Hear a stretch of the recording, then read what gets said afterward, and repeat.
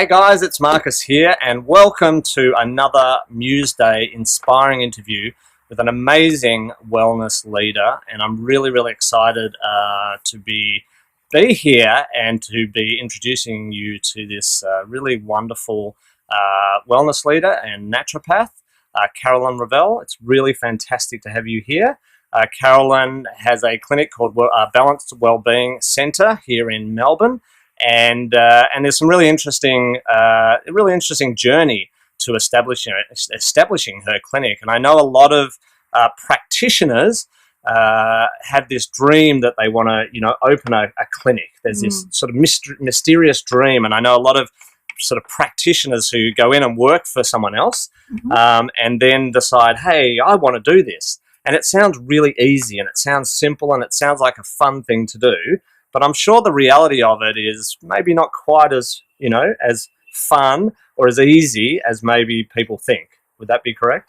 Yes, it's a lot of work. It's a lot of work. Yeah, it is. So we're going to talk a little bit about that. I'd love to hear your journey from I think it was London, wasn't it? You're in London, you were having, were you working over there? Or I was working over there. Yeah, okay, great. So you were working in London, and then some spark of momentary insanity came and you decided that you wanted to become a naturopath. Was that right? That's right. And then you came back to Australia and did that. So we're going to have a little bit of a chat about that, because I'm really fascinated about that journey with you. And I'm also fascinated about sharing some experiences when we met, because it's for me, it's really amazing and exciting to meet someone when they're in one place and see them transition right through to success, or at least on the road to success, because what really is success and how do we measure that? Yeah. But to actually see them come from one space to being in this other space is really, that's a real joy. Yeah. And it's like that with clients, right? A client comes in, they're in sickness, and sometimes you get to see all the way to wellness and other times you don't. And for me, it's just wonderful to be able to see that journey. So I want to have a bit of a chat about that with you today as well, because for me, that's been an incredible journey, and you are so different to what you were then. And you might not realize that because it's hard when you're to see, well, what was the change and how was it? Yeah. And so I'd really like to have a bit of a chat about that. So let's start off with a bit about your story. We don't have to start from when you were born, but let's start. Start from because you had some interest in naturopathy, didn't you? I did. Was that before you went to England, or was that after? No, okay. I mean, I've been interested in health since a really young age. Okay, great. And I went to see a naturopath in my 20s, and it blew my mind. Really? Yeah, I was so fascinated by it, and I remember then I had that little subconscious sort of thing start ticking away. Oh, I'd really like to do that. That would be something that would, draw me to do it. But I had my doubts around the study of it. Yes. Is it for me? And I sort of just packed it away again and didn't really bring it out again until later. Right. I mean, it's quite young to start having that thought, isn't it? And I would assume, a lot of people might, pack it away. Yes. Yeah. So you pack that away. Yes. The thought of maybe I'd become a naturopath or a therapist or something. Came in and all the, you've got to do 4 years of study, and I was already working and earning money and all that sort of thing. And that makes it harder, right? Yeah, of course. So what were you doing? What sort of work? Back then I was just doing admin work. Okay. Yeah. Okay. Yeah. And so how old were you when you went to London? 27, 28. 27. And what led you to go to London of all places? My husband. Damn husband. Yeah, I said, I'm only going for a year. We ended up staying for nearly 5. 5 years? Yeah, we travelled for a year as well, which is awesome. Wow. So we went over there with the idea of, making hay while the sun shines. Okay, great. And travelling a lot, and I pretty much got a job before him, which was really cool. That's interesting. Within a few days, and just hit the ground running, and we had a wonderful lifestyle, great income. Yeah, it was awesome. So what were you doing? What? I was actually working in an insurance company in London, right near Tower Hill. So I used to walk past the Tower of London every day, and the old Roman wall, and I just got engrossed in that London life. Yeah. The job itself wasn't overly exciting. It was in database admin, very dry, but it was the whole experience of living there and everything else that came with it that was great. But the job itself it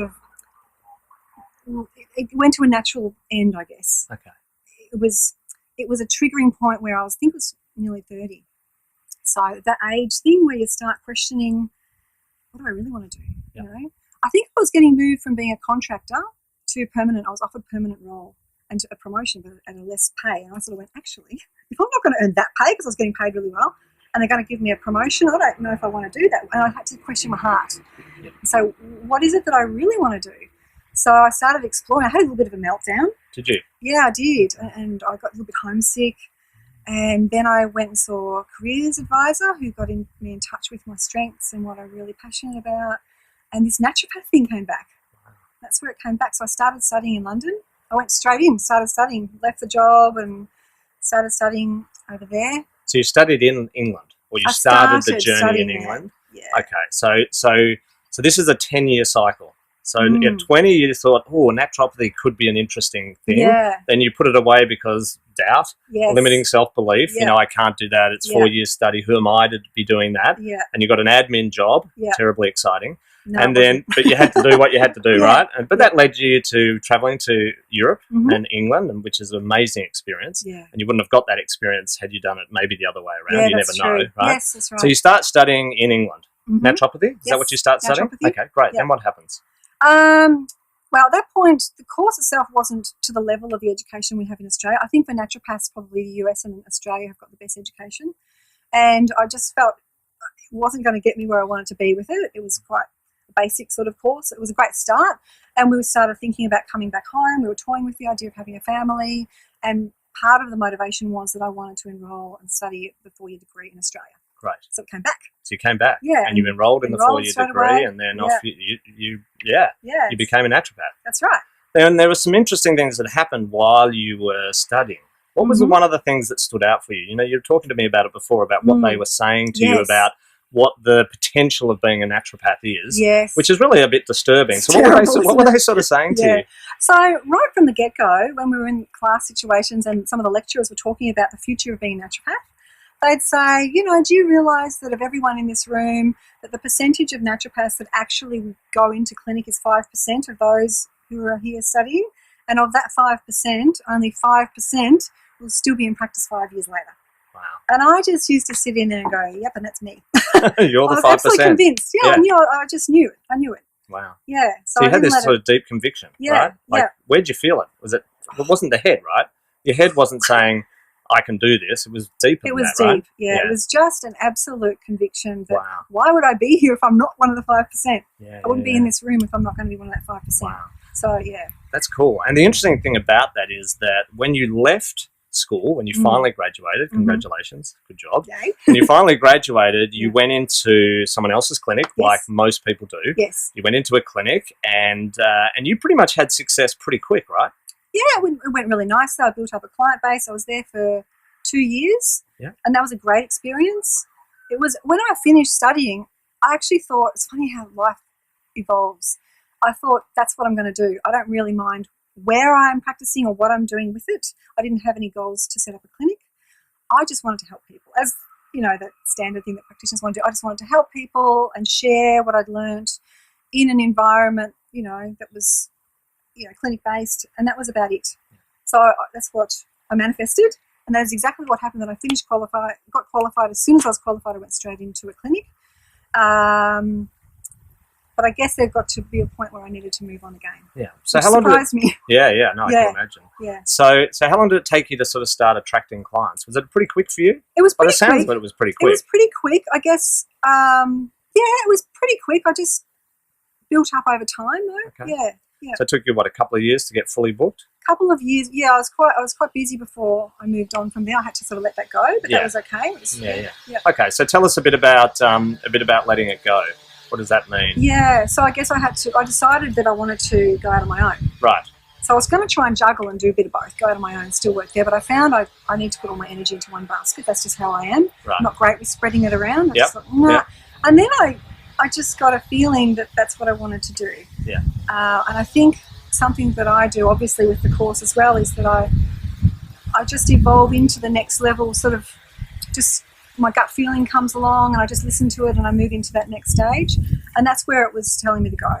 So I left the clinic and I started out on my own, briefly at a friend's clinic, and then I moved out to another clinic space where I rented a room. So this is interesting because you didn't go into clinic practice to start your own clinic. No. So what happened while you're at this someone else's clinic Some that sort of led you. drive that's in there Yeah, somewhere. there's something happened, isn't it? There's Yeah. some spark There's was something lit. there. You know, because this is really interesting because I just want to share a little story about how we met or when we sort of started working together or when we sort of started meeting.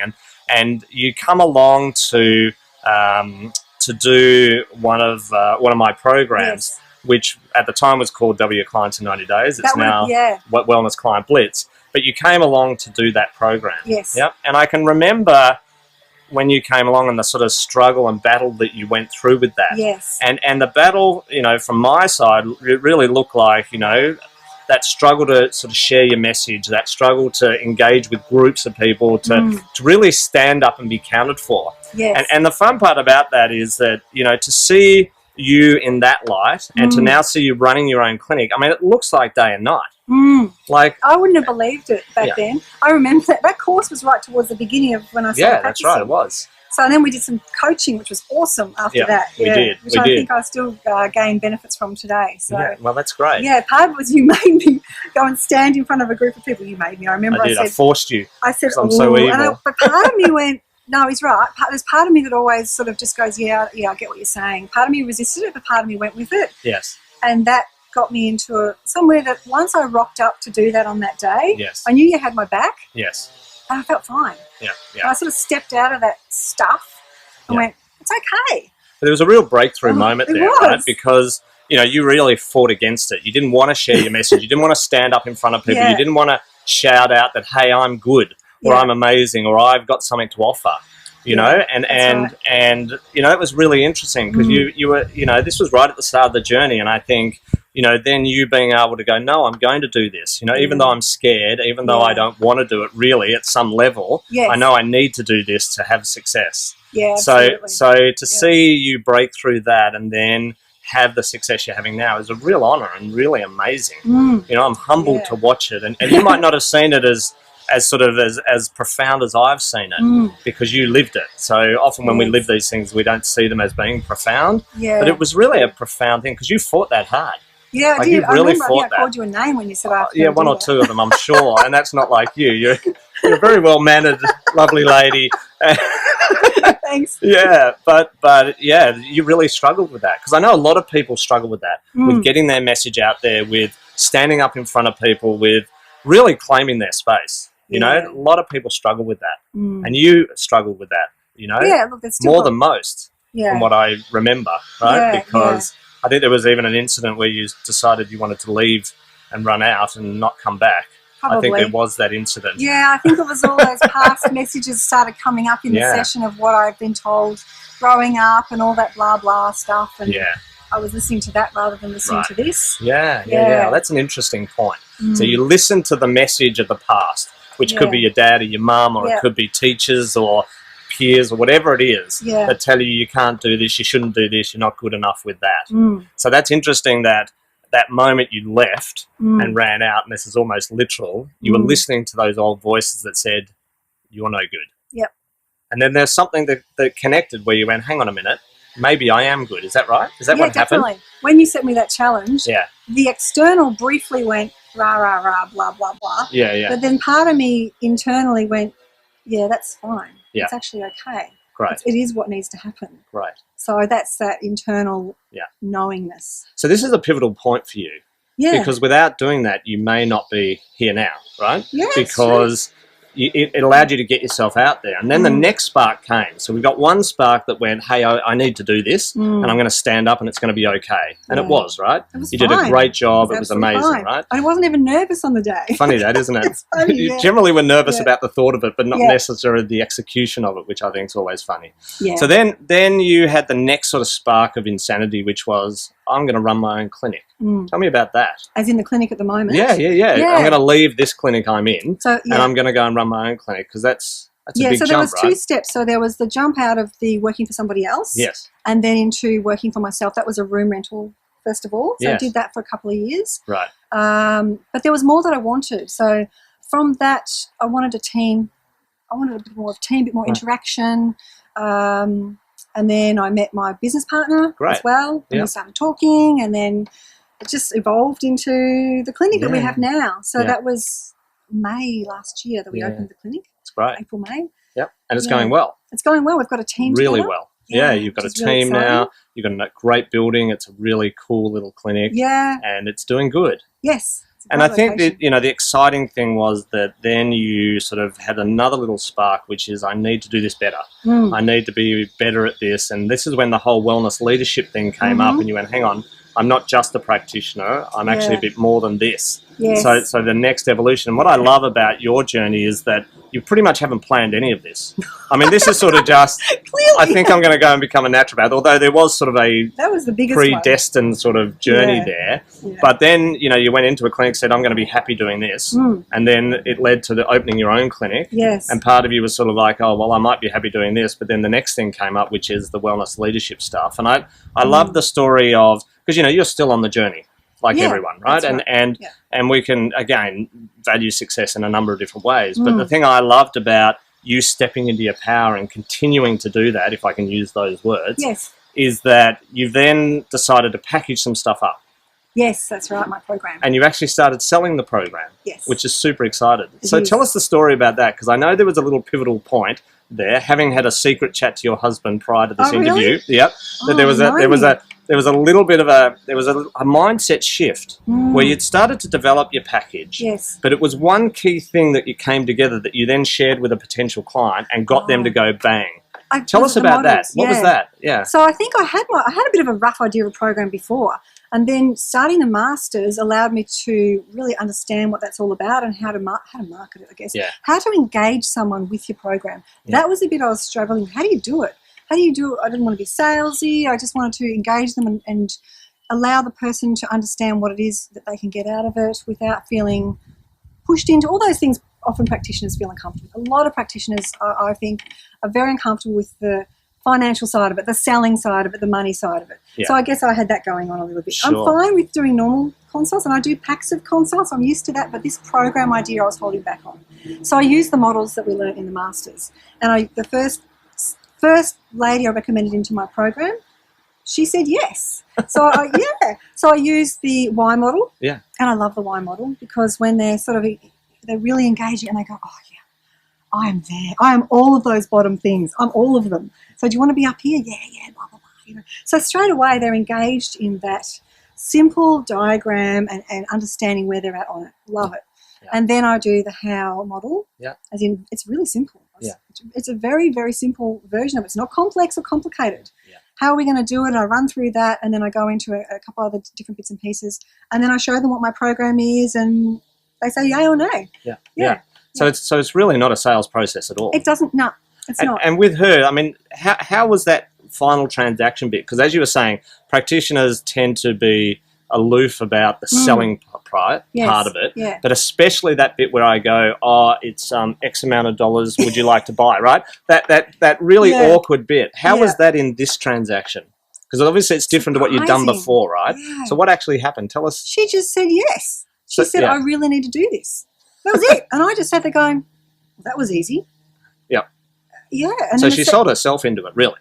Is that what happened? Yeah, pretty much. Yeah. She just looked at the evidence that came up with from our first 2 sessions, and then she looked at where she was at, and she doesn't want to stay there. Yeah. She wants to go up above the line, and she wants to go from burnout to bounce. Yeah. So this is what I'm offering her to do that, and it just makes it easy for them to see what they're getting as well. Yeah, which is really cool. So your program, we should tell everyone what your program's called. Oh, yeah, so your program's called Burnout to Bounce, yes, which is really cool.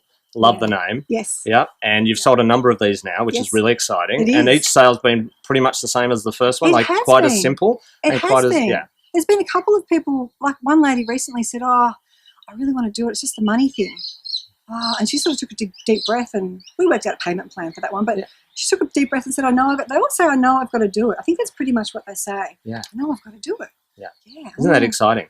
Yeah, and all because of sequence. Yeah. And you got the model. The thing clicked in your mind. So again, you had this other click that went, hang on, I now get this. Yes. And now there's no selling, right? There's just a sequence, and you just follow a process. That's exciting. And it makes me feel as well as a practitioner that this is just me engaging the person in what I've got to offer and what they can get out of it. It's as simple as that. I don't look at it that I'm selling it. Right. I'm just sharing with them what I've got to offer. They can choose. There's no pressure on them. They can choose it or not choose it, and that's fine by me. Yeah.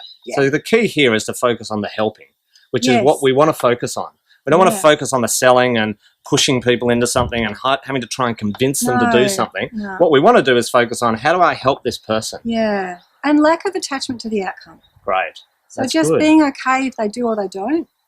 And that's really important as well. Yeah. Just going, if they don't, they're not ready for it. Yeah. It's not quite the right fit for them. You're not the right fit Yeah, for them, we're not whatever. the right fit for each other. Yeah. Whatever it is, that's fine. And I think that's a Yeah. great mindset to go in with, is because I think, as humans, we can smell desperation. When someone's desperate for a sale or desperate for money or desperate to do something, we can feel it. And instantly we want to move away from it. Yes. So I think that sort of disconnection from it, which is you can go either way and I'm happy with it. Join my program, great. Don't join my program, great. Yeah. Either way is perfect. Yeah. Whatever's right for you and for me. Yes, I think is a really great attitude to go in with because it takes away desperation. It takes away you trying to sell anything or force anything or make someone do something. Yeah. And you can just be you, right? Yes, you can. Because that's what people want to buy. They want to buy you. And I think the beautiful thing about watching you get up and do that talk that you never wanted to do, that thing that you didn't want to do to see you where you are now is really, I think, a testament to you standing in that power and going, it's me. And you either like me or you don't, and that's cool either way. Yeah. And before that moment, you were like, I don't want people not to like me. Yes. I really want people to like me. Yeah. I want to be liked. And something clicked where you went, no, I don't need to be liked. That's an old story. Yeah. What I need to do is help people and engage with people and learn how to do that maybe and just be me. Yeah. And I think that's beautiful. Yeah, it's great. Yeah. It feels so good. It does. And that's just what I want to do more and more of now. Yeah. That's great. And you are. And you're really starting to get some really great runs on the board and you're starting to sell your program and, that's going to eventually give you time, location, financial freedom. It has. If you want it. And it already has. It already has. Yeah. Great. That's fantastic. It's a couple of things that come out of, two things have happened that I've been really aware of that I love. One is that I'm getting A-grade clients. Nice. And that's, I can't explain exactly what it is. It's from doing the program with you guys. Yeah. Just that you've put it out, that's what we need to think of and attract in. It's amazing how that happens. Yeah, I've really noticed that I'm attracting in the right type of clients now. That and also doing the programs means there's less work outside of work. Yeah. Because I'm stepping into my area and niching, which I sort of niched before, but I haven't quite really got it right. This time I know I've got it right. Yeah. The niching and doing the program in the niche means that I sit so clearly in that space when I'm in that room, and I'm doing more coaching in there as well, which I love. So I don't have to go and do all this research, blah, blah, blah, and stuff that used to wear me down a little bit. Right. So I can let some of that go. Nice. Jeez, it feels good. Feels good. Yeah. Yeah, great. Yeah, it does. So that's super exciting. Yeah. And so you're well on your way to having that, having choice. And that's, the key thing we wanted to achieve and help everybody to do is have choice and not be forced into one-on-one or forced to do something because you need to earn money, but rather, have a choice to do it the way you want to do it so that you can have that time, location and financial freedom. So that's super exciting. Yeah, it is. So if you were going to sort of give people some tips about what's helped you to have success on this journey, what's allowed you to have the success you're having and obviously have the success you're going to have because it's now just happening. Yep. What would you tell them? What are some of the key things that you do that's allowed this to happen, do you think? So I think the first one is to stand in your power. Right, after that story we just talked about. Yeah. To stand in your power and believe in yourself. Okay. And not let other people's opinions sort of sway you from that.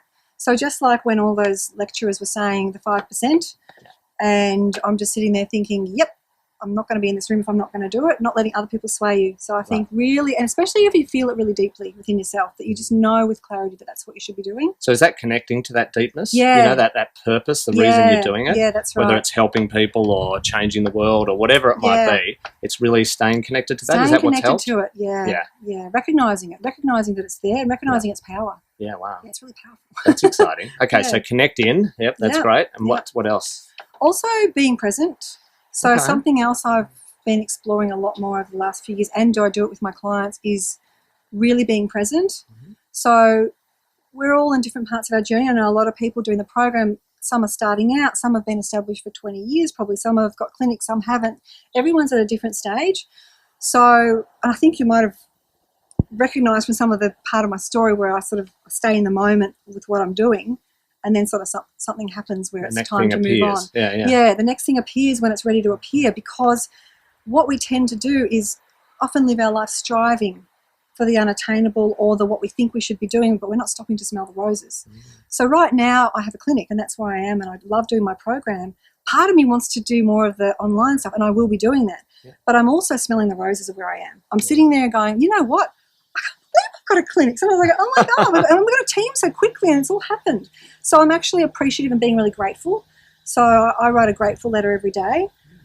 In the grateful letter, I write what I've achieved, what I'm grateful for, all the love in my life and all my abundance. But I also write in that things that I want to achieve as if they've already happened. Nice. So that's sort of staying present, but also, it's like doing it in a present state. So that's a good practice. Yeah, it so is. tuning in awesome. and keeping connected to that thing that's driving you. Yeah. To then do a gratitude diary or a gratitude letter. I love the gratitude letter. It's the best. To do that, to stay present, to help you Yes. to remain present. Yeah. Anything else? Also, you need to tap into when it is time to evolve and grow, because staying present is really important. If you stay present, you'll recognise that more. So when there's that feeling that something's out of whack or something's incongruent with where you're at, I think a lot of people just stay in that for a long time. How often do you hear of people, they stay in a job they hate? They have that feeling, but they're not going with it. So when that incongruent feeling comes up, to again be present with it and what it's really about. And that's the time that you're ready to grow and you're ready to move into the next phase. And just staying present with it, you can just go with that. Fantastic. Yeah, so recognise when the incongruences are there as well. That's nice. Yeah. Excellent. Excellent. So that's a really great message of just being really present, being really connected to yourself. You know, for me, looking at you, it's watching the evolution of authenticity with you, and that stepping into your power and just owning you. Has been a really beautiful journey for me to watch. So I really appreciate you doing this, because this is a little bit like the culmination of that. And not that it's the end of the journey by any means, that's not. but I think it's just a nice sort of, moment of humbled acknowledgement for you that this is an incredible journey you've been on, and you've been doing some amazing stuff. And it is incredibly inspirational. You know, Thanks. I've been really inspired by it. You know, as you know, we have a saying that says, be inspired by the company you keep. And Carolyn's definitely done that for us. She continues to inspire us because of the journey she's been on, and she just, success wasn't just handed to her on a plate. You didn't just wake up one day and have success. There were things you battled through, getting up in front of people, standing in your power, sharing your message, fighting the demons of old thought patterns and stories that you've been told by, who knows, parents and teachers and whatever, which you could have believed or could have kept believing. Maybe at 20 when you decided not to do naturopathy, you believed them, you're right? And then at some point you went, hang on a minute, I've got to stop believing them. And I think this is a beautiful moment to acknowledge that and go, wow, this is brilliant. And that, because I know there's a lot of people out there that are in that story still, where they're sitting there going, oh, I can't do this, I'm not good enough, and just accepting your second best. And they don't have to, right? Not at all. It reminds me of that prayer. Grant me the wisdom to change, to accept the things I cannot change, to change the things I can, and the wisdom to know the difference. Beautiful. Really reminds me of that. Excellent. I think that wisdom is where you really grow. That's fantastic. Wow, that's brilliant. So nice way to end. So thank you so much for doing this interview. I really appreciate it. You can check Carolyn out at www.balancedwellbeingcentre.com.au, and it's balanced, wellbeingcentre.com.au, so you can check that out. They've got a great Facebook profile as well. So what's the Facebook address? Just look up Balanced Wellbeing Centre. Beautiful. Look up Balanced Wellbeing Centre, like the page, check in, say hi to Carolyn, Anne-Marie, and stay tuned for more really exciting things from you. If anyone wants to do your program, how can they do that? How can they check you out? Just give you a call? Just give me a call. All right, so go to the website or go to the Facebook page if you want to learn more about your program get more balance in your life and to just get more presence. Get more presence, absolutely. Get some energy. Then absolutely have a chat to Carolyn. She's amazing. So again, thank you so much. Thank you, Mark. So guys, this has been your Museday interview, and just wonderful to be speaking to such inspiring people. Lots more to come, which is really exciting. Make sure you click like and maybe even subscribe to the YouTube channel. We'd love to share more of these with you, and here's to your success. I'm Marcus Bird from Wellness Leadership Academy, and this has been your Museday for the week. Ciao.